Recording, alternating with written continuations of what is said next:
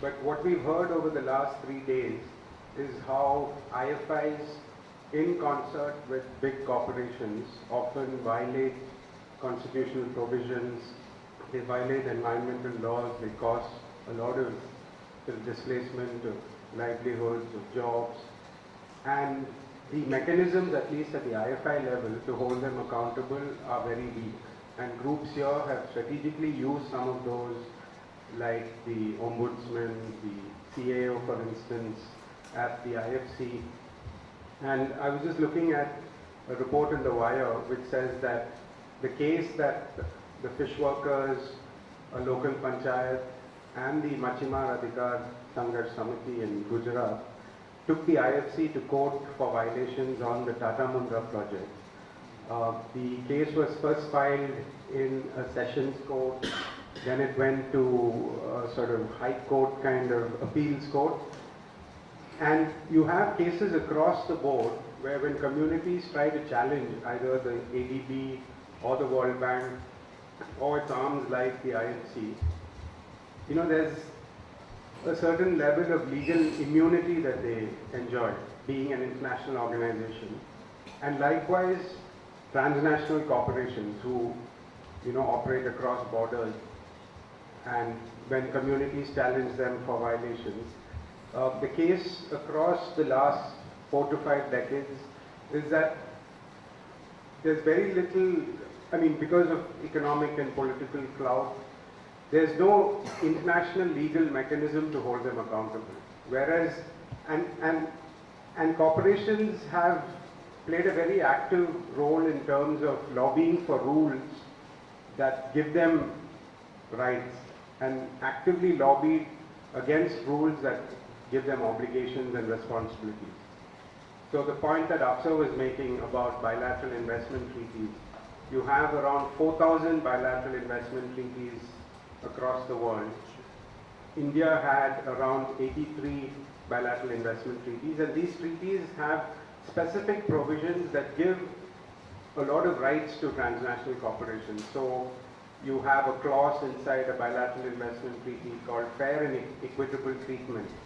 Sounds like a harmless clause, but if, for instance, you oblige Marlboro to put cancer warnings on their packets, they will say that it violates fair and equitable treatment. And because of certain losses that they could, incur due to these, they take countries to court.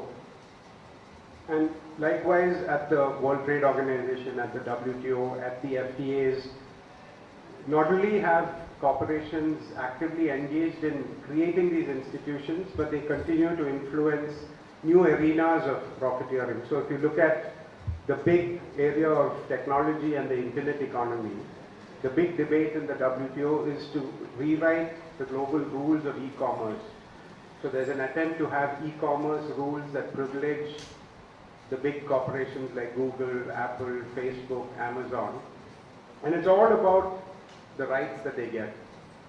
And because these are all international organizations, both the IFIs and transnational corporations, it's important that when we strategize, of course there are ground level campaigns, there are national level platforms that will try and do things within the country.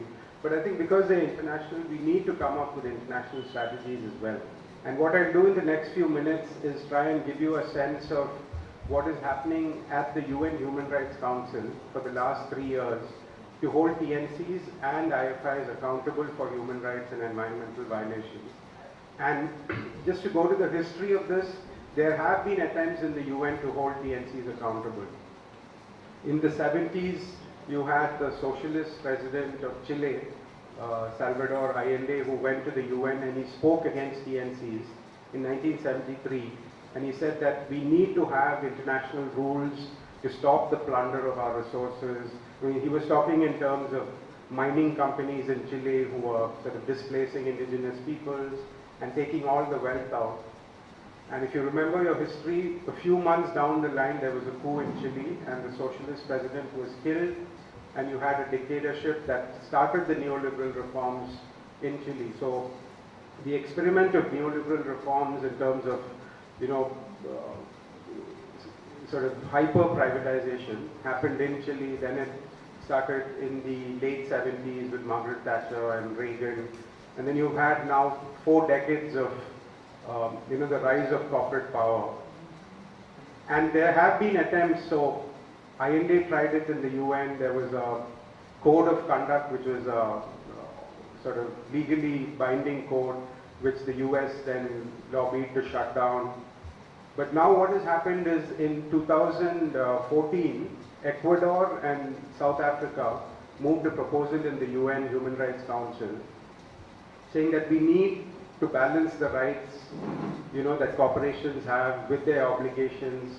And it came from a recognition that domestically it's very hard to hold corporations accountable for violations. And all of us know the Bhopal gas disaster where you had thousands of people who died, millions worth of damages, and at the end people got just a few $100s.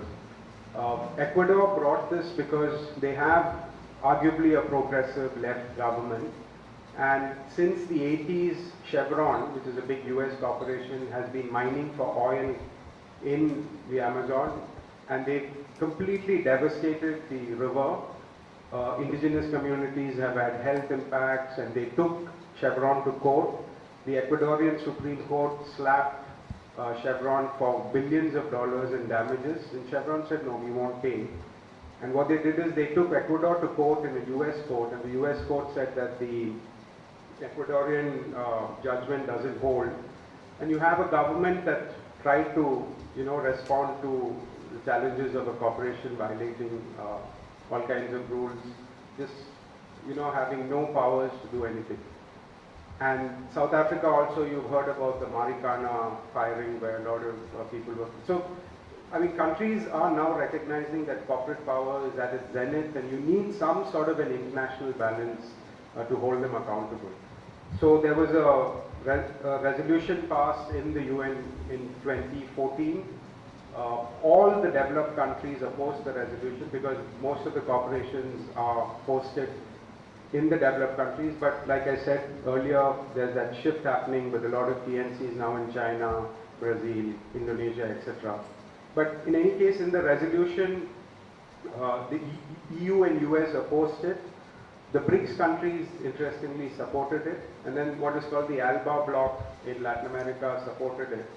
And for the last 3 years, Ecuador has been mandated as chair of this working group for an international binding treaty on TNCs and other business enterprises, including IFIs. So they've been getting proposals from all kinds of groups, from international lawyers who work on trade and investment, activist groups, a lot of social movements who borne the brunt of the impacts of TNCs and IFIs have been sort of giving submissions. And just to underline that this is an intergovernmental process, and Ecuador has opened the process for a lot of inputs from groups.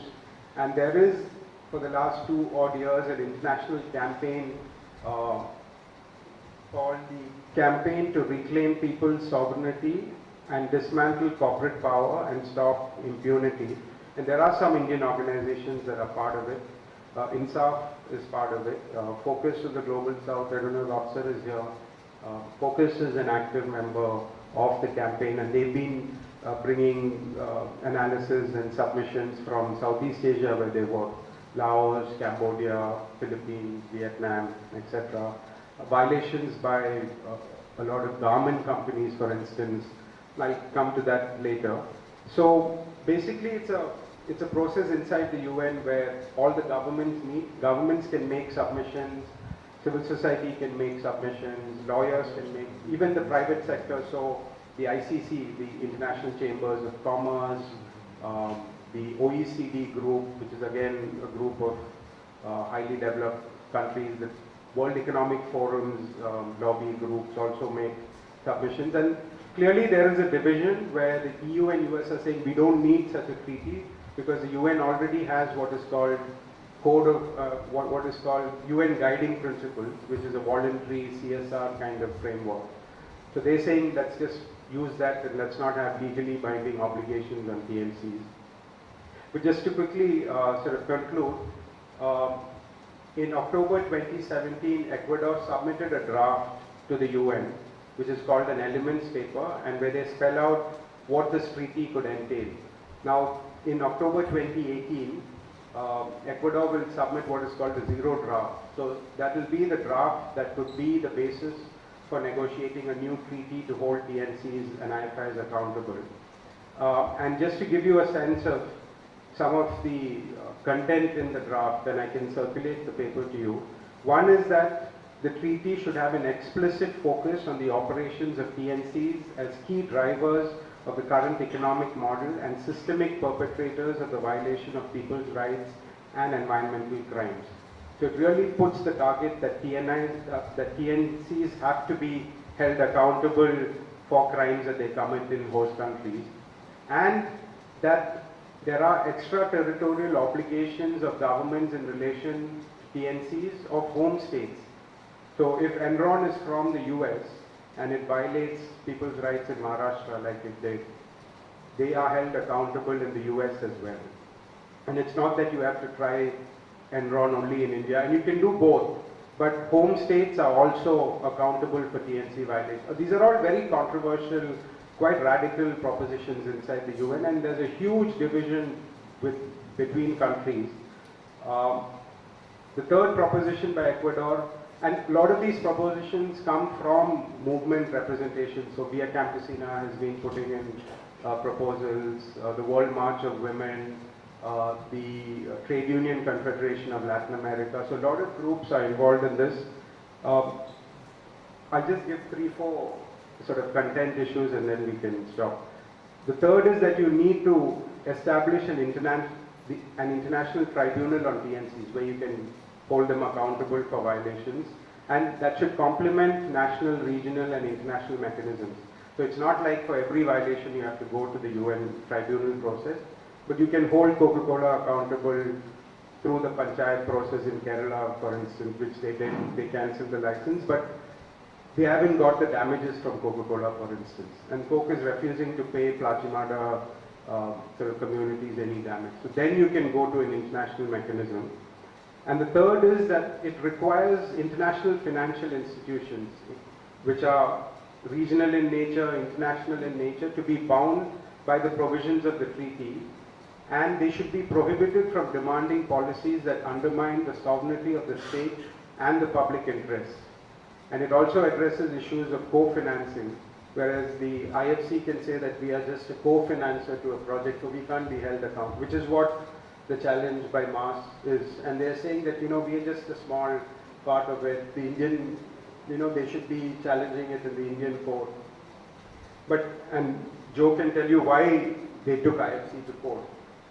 So it squarely addresses that. And I think that's a weak part of the treaty, which I think groups working on IFIs should, and because this is a draft and it's going to take at least 4-5 years for it to come into a sort of treaty. And the other interesting thing is that global supply chains will also be held accountable. So Gap, for instance, will sit in the US and say, we don't have any factories in Gurgaon or in Bangalore and Bombay. We've just outsourced it to a small provider and they don't pay minimum wages to the women who work in the factories.